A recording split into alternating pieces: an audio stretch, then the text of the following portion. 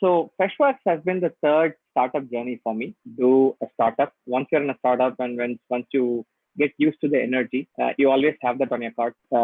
Decided to get acquired by Freshworks because there's a lot of synergy. There's a lot of heart in the company. As they always say, when you're part of a rocket ship, you don't ask which seat it is.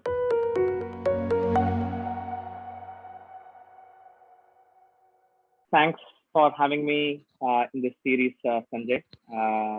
I hope that I'll be able to share a little bit of my journey and possibly some lessons from my journey as well. So, Freshworks has been the third startup journey for me. I got a chance to be part of three 0 to 10 or 0 to 1 and 1 to 10 journeys at different points in time. On the first journey, I got a chance to be part of a very early stage startup as an early member in the team. This is called Global Scholar. It was also started by very senior person at Amazon. It was by Cal Raman, who used to be a SVP at Amazon. So long story short, I got it because I was part of the early team there. I was also part of one of the first few product managers in the team as well. So got a chance to learn a lot in my first journey at Global Scholar, and saw the company grow from $0 million in revenue all the way till a few tens of million dollars in revenue, and also learned a lot in how they go to market and how they see new opportunities and go behind it. And that was like a fantastic learning. It was an amazing team. Long story short, that journey came to an end when the company got acquired. So that's when we were also hungry and always aspirational to do a startup. Once you're in a startup and once you get used to the energy, you always have that on your card. So the second journey was a company that me and a couple of my friends started up post all the learning that we had from the first company and the rapid scaling that we had. We sort of grew to be a 600, 700 odd member team here in India in my first company. And then later we grew to be probably post acquisition was a 2,000, 2,500 member odd company. Coming to the second part of the journey, which is my company, Frilp. Even when we were working in my first company, the first startup, a lot of a group of friends always had this startup ideas and startup aspirations. So we used to discuss a lot of ideas, meet over weekends, and hack our way through a bunch of stuff. My college friend Sham was also somebody I bounce off a lot of ideas with since college days, and he was back. He was working for Goldman Sachs in New York at that point in time. So we kept talking a lot of ideas. Again, long story short, I thought it's a good time for us to put some seriousness into it. So he quit his job, came and joined Global Scholar, and like 1 year later, we matured some of the ideas that we had in mind. We narrowed down fewer options, and right when the first company was getting acquired, we decided to quit, get into my startup full time, and then go live. This was sometime in 2012. So Frilp was a fantastic journey, again a 0 to 1. We learned a lot about how market trumps everything, and we learned how to build good teams. While a lot of startups had challenges about building good teams, we had access to good alumni network, which enabled us to build a good team. So we raised a couple of rounds of investments from angels, VCs, and scaled the company and we had a typical startup setup where it is like a couple of penthouses, neighboring penthouses. We just rented them, similar to the Flipkart story, and we used to work out of these two villas, and the entire in a given day we used to spend like 14 hours inside that place. So we have a lot of fond memories. So on Frilp, again, long story short, the journey lasted like 3 to 4 years. We scaled the company to operating in a few cities. So when we were about to raise our next round of funding, there was like a bunch of acquisition options also that was presented on the table. We also spoke to different companies, including Flipkart, Amazon, Intuit, Times Internet, bunch of other companies. And Girish, being one of our angel investors, when we went to consult him about all these acquisition offers that's coming, and he was like, we originally went to consult him about, hey, the next fundraise from a market perspective, it's also going to be slowing down a bit because of the climate with respect to Flipkart, Snapdeal, and a lot of consolidation is happening. So, and these acquisition options are coming on the table. How do we approach this, and which will be probably a better option? And at that point in time is when he an option which was not there in the list, which was Freshworks. Long story short, yeah, we decided to get acquired by Freshworks because there's a lot of synergy, there's a lot of heart in the company, and it was very, very promising rather than going for very big companies at the point in time. The story which Girish told was about making this company big, and there was a lot of grand aspirations which Freshworks was hungry to chase. We chose to get acquired by Freshworks. This is late 2015, 2016 timeframe. And since then, it's been that's when I got a chance to join the Freshworks leadership team, and it's been like a crazy journey since then. Joined the company when it was probably like 350 odd people, and I think today we should be like a little over than 3,000 people. So the company has grown almost tenfold in all fronts, not just in people, in terms of the revenue we have, the amount of business we do, the amount of different ways by which we are able to help customers, and including the number of offices we have. Right, when I came in, that was when we were even seeding the thought for newer global offices. And today, I think we probably have offices in more than like 5 different continents. So that's been an exciting journey. And yeah, I know it was a pretty longish intro, but I was also wanting to add a little bit color about each one of these journeys. So that has been the 3 startup journeys which I got a chance to go through. So once we knew that Freshworks was on the cards, we didn't even like go further into the conversations with the others, right? So we knew that this is probably the best option for us to be able to translate whatever we were thinking of. And more than anything, there's a lot of trust that plays during acquisition, right? And when you work with someone like Girish, he ensures that it's always a win-win, right? So the way he presented some of his vision and possibly what we could do, we quickly came to realization that the option of going for big companies where we'll be like a small fish in a big pond, which is what we could meaningfully do in Freshworks, there was like a world of difference. So that was one driver.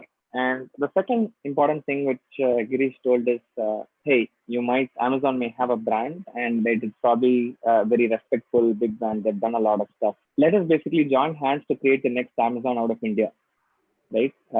And when you look back at life on what it meant to you, it is not acquisition, but the role which you played in creating one of the biggest software tech brand out of India is something which you'll feel proud of rather than just being part of one acquisition. It's much more than an acquisition. So that is something which we could never contest. And that day, when I went to sleep, that kind of energy and the vision with which Girish was looking at the future of Freshworks and the confidence where he had at the point in time, we were still like a company that was valued at probably 400 or 500 million dollars. So it was a very hungry team looking to do very, very big things and put India in the map of otherwise in the map of the software product where otherwise which is typically dominated by companies from Silicon Valley or companies from Israel and few other places, right? So that vision was very, very compelling. And we felt that it can be much more than an acquisition where you get to be uh, part of a rocket ship. And as they always say, when you're part of a rocket ship, you don't ask which seat it is. And we also saw Freshworks grow. Earlier, it used to be called Freshdesk.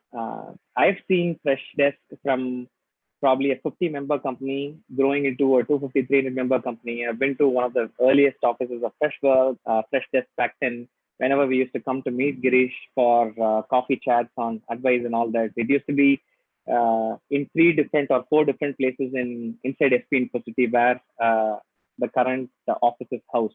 So I could see the way the company was growing and the energy which you get when you walk into the office. Even much before that, it was not like a conversation uh, which was picked up just around the time of acquisition. The relationship was much older. It was we had so much camaraderie and trust, and the vibe which you get when you talk to other people and when you walk in the office was something which was very positive, and that sealed the deal for us. That and when you typically get some of these fundamentals right, even if you don't have all the answers on product, on synergy, on the strategy, you know that you have this confidence that you'll be able to figure those out, and that's what we did. It was quite interesting because when I came in, I've been a product manager all my career till then when I got acquired. And I also got into a product leadership role when I came into Freshworks as well to solve some of the product problems. And, we used to have a lot of chats with Girish on what we would want to do as a company and how we can be uh, this this company which everybody looks up to, right? In one such instance, uh, Girish was like, "Hey, I have a bunch of problems that I want to fix because we are scaling fast, and these are not essentially like product bugs or uh, a product or an engineering problem. It's more of scaling challenges, and I'd want an entrepreneurial person and possibly a founder who thinks first principles to be able to come in and solve for some of these." And we sort of quickly jot down 15 or 16 different things that popped up as idea and that we'd want to solve for. These included things like, hey, how do we scale culture, right? When your team is just 50 people, you don't need a lot of reinforcement for culture because people are seeing the leaders as and when they are exhibiting the right kind of cultural value in their decisions, in the meetings which they represent, that forms the culture, right? But all of a sudden, when this village of 50 people becomes 250 and then 500 and then 1,000, the growth is also very inorganic, right? Typically, the first 50 people already have a lot of good established relationships. They understand each other. Typically the first set of people who would also join the team are all people in the first degree network of the founding team and so on. So things like how do we get in people? We need smart people now to scale the company to the dream that we want to reach. But how do we bring people who understand how we want to do this journey and not just the what?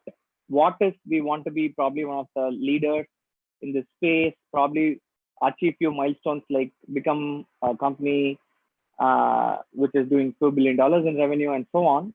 How you get there also is important. That's what is going to make the journey worthwhile. And how do you shape culture and how do you shape that becomes the foundation of the sentiments with which people operate inside a company. What I mean by that is as you scale, there are multiple versions of truth about things that will start evolving. And if these keeps spreading and keeps manifesting into like Chinese whisper, that affects the overall sentiment, overall, motivations of people and so on. And this is like a common challenge which a lot of scaling companies go through, right? To even start off with, how do you create like good careers for people? Because there's a lot of people who have taken a bet on your company while they had so many other choices. So you have to design and make it very deliberate on giving good career options for people and so on. So these are just 2 or 3 examples of some of the ideas that we discussed. It was very abstract, but what was exciting for me as a founder is at some level, these are the things which you get a chance to learn when your company is scaling, right? And every entrepreneur has this dream of scaling things to a big fashion. And I got an opportunity to work, or Girish was presenting me an opportunity to work from a seat which I would have gotten only when a company which I started reached Freshworks scale. And typically problems which are usually founders problems is, but not like a specific leader's problem. So those were like quite interesting, and we jot down those 15 things. He told that, hey, you can always go back and do a product, but these are things which I cannot have a specific head of department solve it. So I'd want you to be a part of CEO's office and represent me in some of these places where we have to go and solve the problem, and then solve these for me. And this is as close as you can get by getting a preview of how these problems look from the vantage point of the CEO of the founder. And this is typically what I would be spending my time on if I had probably like 5 more hours, right? These are very important problems, but just that we are scaling so rapidly that I need like more hands and time and mind to solve this. And can you basically come in and help me with this? So that was a very startling question at that point in time, because I've been through 2 startup journeys, but mostly on the technical as well as the product side. So now Girish was asking me to do something which was very open, and also gave the caveat that if you were the founder of this company and if the company scaled to this level, this will be your problem, right? And or in other words, this will be like a founder's problem, not like a specific leader inside your company's ownership. So and this is what really makes a company unique or different. So help me with this. So that's how we started. I sort of started working with Girish, and we also got a new leader at that point in time, who was the CEO, Nishant, whom we hired from LinkedIn. So I started with both of them and like worked through the list of 16, 17 different things that we'd want to solve for. It was an exciting journey. That's how we came up with Vox Pop, our AMA platform. That's how we, one of the outcomes of that is the all hands that we are doing now. That's when we even introduced to the first set of all hands, so that people get to know only one version of the story, and we prevent more Chinese whispers, and we are able to tell the truth and tell the true story, which motivates people, which inspires people. This is just 1 or 2 outcomes. Outside of that, we came up with like a proper career program, the career structure, and a lot of things which incidentally would fall under the hat of HR. So I naturally transitioned into like acting CPO or CHRO at that point in time, and till I basically rolled out some of these programs with scale leadership, with scale like information, career, and so on. And from there, once we hit the bottom of that 15 or 16 items, we have made like a reasonable progress in designing an onboarding program, designing a career program, designing a employee pulse program where we are able to understand what people think, etc. At the end of all that, I thought, I can continue to do all this as a generalist from a first principles perspective, but some of these problems are already solved, and it doesn't make sense for me to go and figure this out. So the last item was to hire a professional CHRO.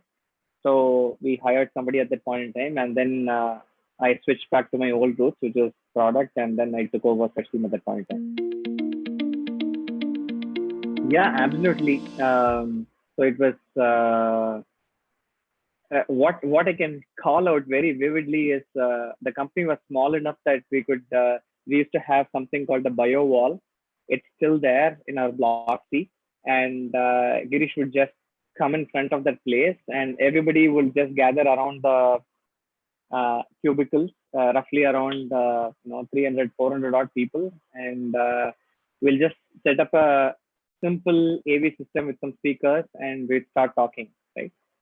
And that was also the first time uh, we started doing AMA sessions, which is basically you can ask anything where uh, the rest of the people can vote on which questions they want to be answered, or rather, uh, sort of express which are important topics that they care about, and we used to answer, right?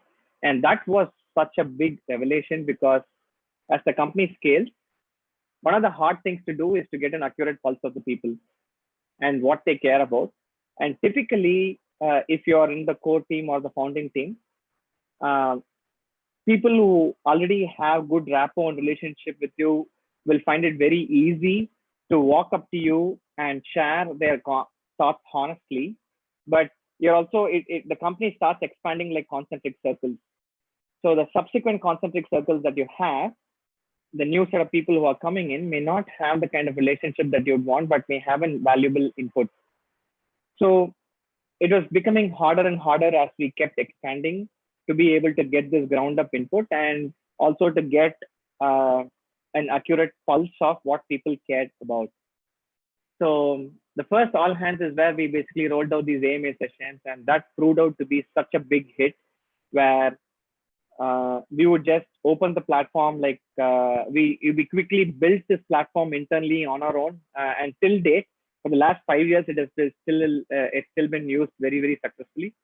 So we built it in like 2 weeks. We basically put this together, and people can go and ask questions, and the rest of the population can vote on it. So this answered two important things. It helped us address the crying baby issue, which is uh, if a person has the loudest voice, that doesn't mean that it's the most important problem. When they ask a question, and this is completely anonymous, if when they themselves are able to see that there isn't enough votes, which translates to there isn't enough people who care about this, they get the answer without even having to explicitly answer that question, saying that hey, this is probably not a problem which so many people care about, right? So that inherently took care of uh, bunch of things, and we also as a leadership team and as a management team, we got to understand a lot about what people cared about. How much people cared about career, about the different aspects, what concerns they had. So all those, it gave a very good platform. And the first time we did this all hands, it was like a very good learning, and people felt uh, heard that now you're just opening up, which doesn't prevent even the person who joined the company yesterday to come in and openly express what they feel like, and that's like a very empowering feeling, right? Not many companies enable you to do that, and not many companies gives such level of a voice to every employee inside the company. So that is something, the whole first AMA session is something which I vividly remember, and uh, that's something which I'd like to call out. And on top of it, the fact that the entire company could gather around that place, that and we cannot do that anymore. So that's those are Right. the two things which I would call out. In fact, lot of these acquisitions also happened around a similar timeline, that there was a nice group of camaraderie that got formed between all these acquired founders. And we used to have a group called the Acquired Founders Group. So we used to meet at each other's house, and all these meetings used to be so much fun. Yeah, long story short, the founders, the Acquired Founders Group of Freshworks is a very close knit group. and obviously we share a lot of stuff, including the learning. And I think it has been deeply impactful for almost all the founders who came through these acquisitions, right? In a way that they learned deeply about the SMB go-to-market model of Freshworks, which pretty much Freshworks has pioneered inside India, right? And typically, a lot of technical founders and product founders don't realize how much of a difference good business design and good businesses that are built on good business fundamentals, how much impact the right kind of business design can make, right? And that's one of the key learnings that we had as the group of founders at Freshworks. I'm pretty sure when you talk to the other folks as well, they'll also agree to the same. Coming to the chat, I worked on the first version of the culture code. Girish had like a very early version in his own words, and we sort of formalized that as a culture code, and we worked on the first version. What you see as chat is probably the third or the fourth version today. The spirit of which is centers around treat this like your company and treat the people you work with like friends. Because when you work with friends, you trust them, you enjoy the work that you do, which results in like a happy workplace. And when you say you treat with your company, you basically care for your customers, you care for the work that you put out. So what stands out? So it used to be like a 8-part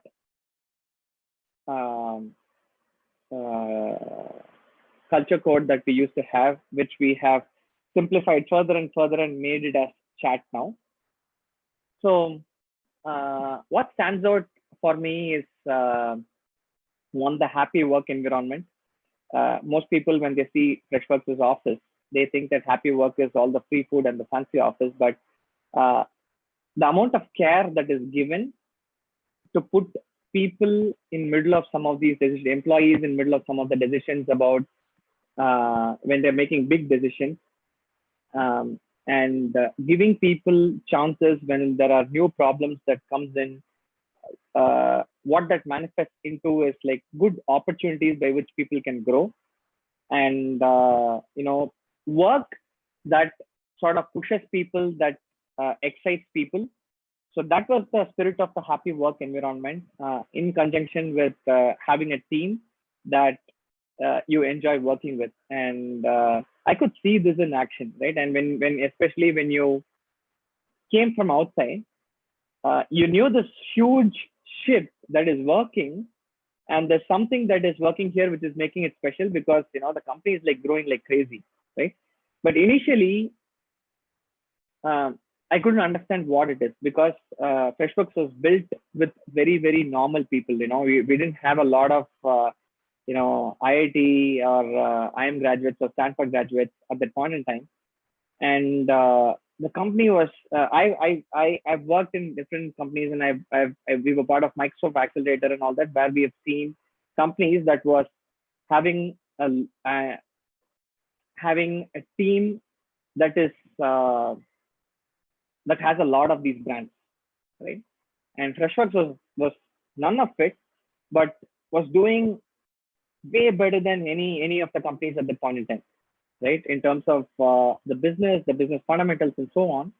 That sort of taught us that there is no one right answer, right? And as far as you're able to get your business and have a very strong, clean philosophy of customer-centered products, and have a repeatable go-to-market motion, that takes care of 100 other mistakes that you can make, right? And that was what Freshworks taught us. And from a culture perspective, this happy work environment would be my favorite. And I think that's something which I could see people follow to their heart, when in the first year of coming into Freshworks. One way which I can recall is Freshteam by itself, because a nice thing which Girish, and as we had more and more leaders who come in, everybody imbibed this and realized that uh, what was otherwise started as Freshteam as a single product company, we were like sort of becoming like a multi-product company.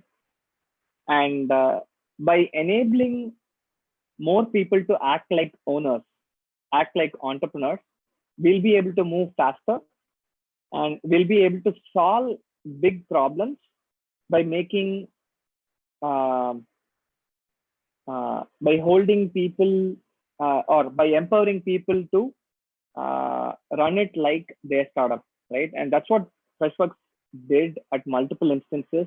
If you even see our business units, a lot of our business units are run like startup on its own, like with Freshworks uh, acting like a overall investor or like the ecosystem where they make decision making a lot simpler with and ability to run fast with high ownership possible when you have a lot of these cohorts of smaller startups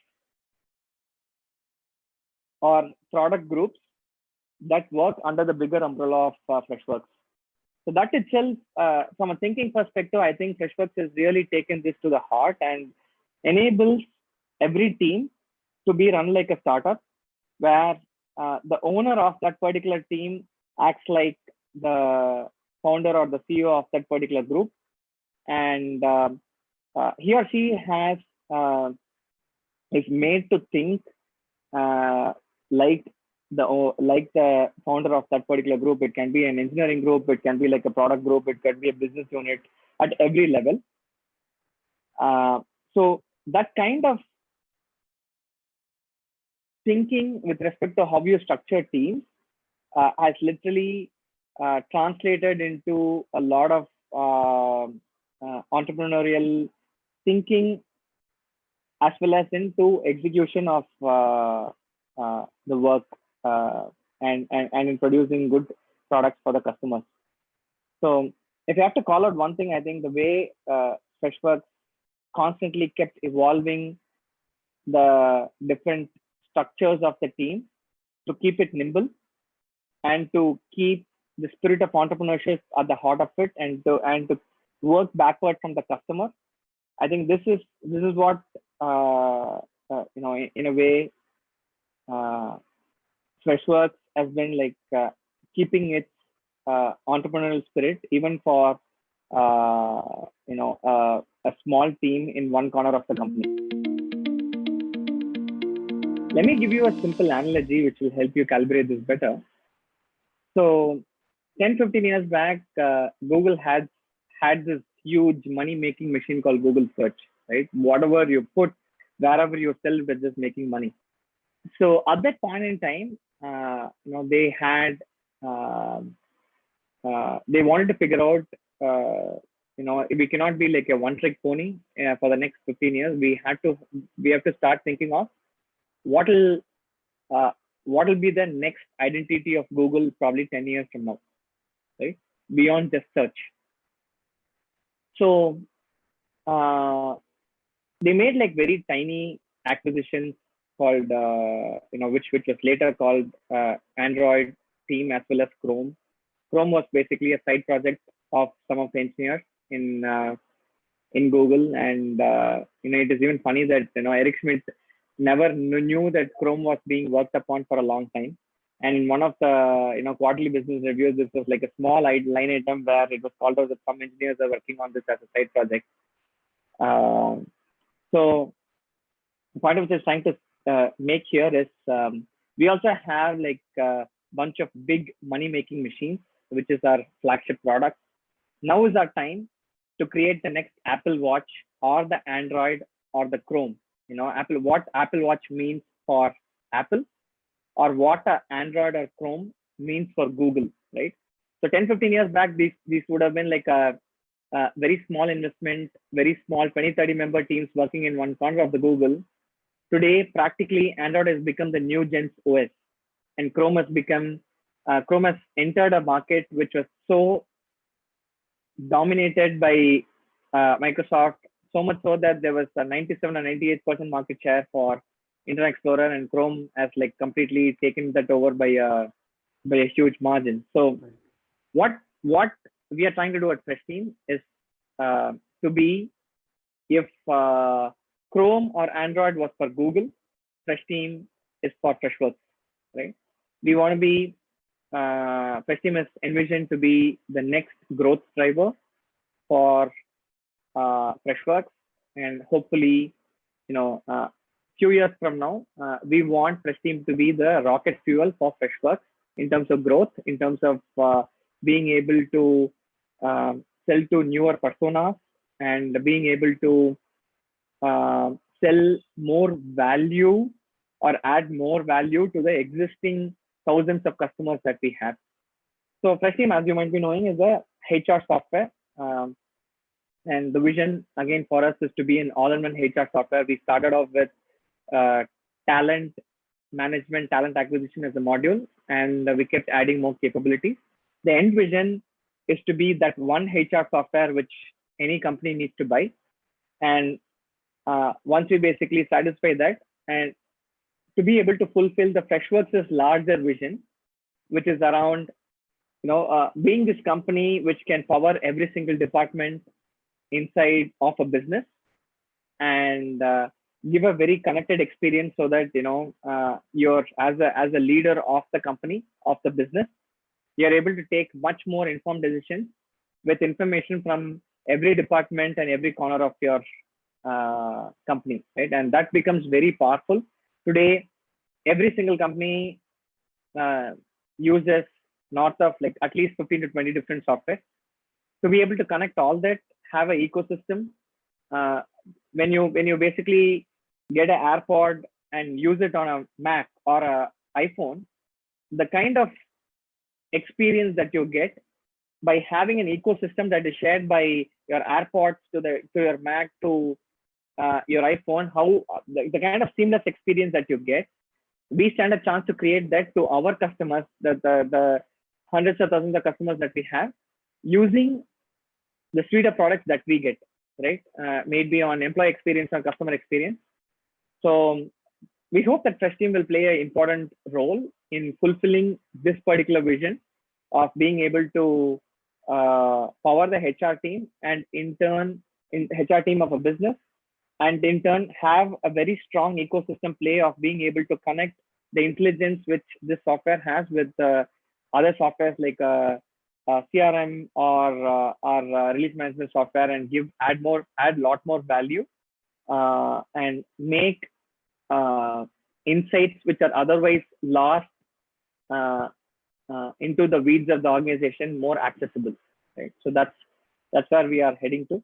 So we hope that Freshteam will be the next Android of Freshworks.